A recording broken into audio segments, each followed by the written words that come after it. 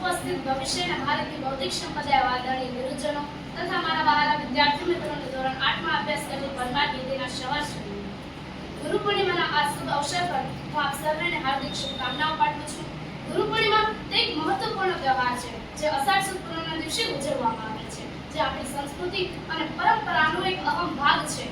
ગુરુ પૂર્ણિમા આપણે એ યાદ કરાવે છે કે ગુરુજનોનું આપણા જીવનમાં કેટલું મહત્વ છે, કે ગુરુ જે આપણને સાચી દિશા અને સાચો માર્ગ પ્રદાન કરે છે, ગુરુ જે આપણને જ્ઞાનની પ્રાપ્તિ માટે સાચી દિશા પ્રદાન કરે છે, જે આપણા જીવનના તમામ ક્ષેત્રોમાં ગુણવત્તાનો સંચાર કરે છે. ગુરુ તે આપણા સાચા માર્ગદર્શક છે, કે જે આપણા જીવનના અનેક પડકારો સામે લડવા માટે શક્તિ અને સાચી સમજ આપે છે. એવા ગુરુજનો કે જે આપણે જ્ઞાન અને સફળતાના માર્ગમાં સતત પ્રેરણા આપે છે. ગુરુ તે છે કે જે આપણે વિશ્વના તમામ રહસ્યોનું જ્ઞાન આપે છે. તેવા ગુરુજનો કે જે આપણે શિક્ષણ અને વિકાસમાં મહત્વપૂર્ણ ભૂમિકા ભજવે છે. આપણી આજની આ દુનિયામાં આપણે એક સાચા ગુરુની આવશ્યકતા જરૂર છે.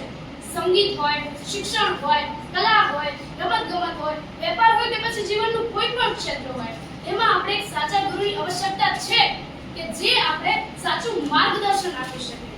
ગુરુ પૂર્ણિમાના દિવસે આપણે બધાને સમજવું જોઈએ કે આપણે બધા એકબીજાના શિક્ષક જ છીએ. એટલે કે જે લોકો પાસેથી આપણે જ્ઞાન, અનુભવ અને સંવેદનશીલતા આપે છે તે લોકો આપણા ગુરુ જ છે. અને ગુરુ પૂર્ણિમાના દિવસે હું આપ સૌને વિનંતી કરું છું કે આપણે આપણા ગુરુનો આદર અને તેમનો આભાર વ્યક્ત કરવો જોઈએ. આ એક નાનકડું પગલું જે આપણે ગુરુ પ્રત્યે આદર અને સન્માનની અનુભૂતિ કરાવે છે.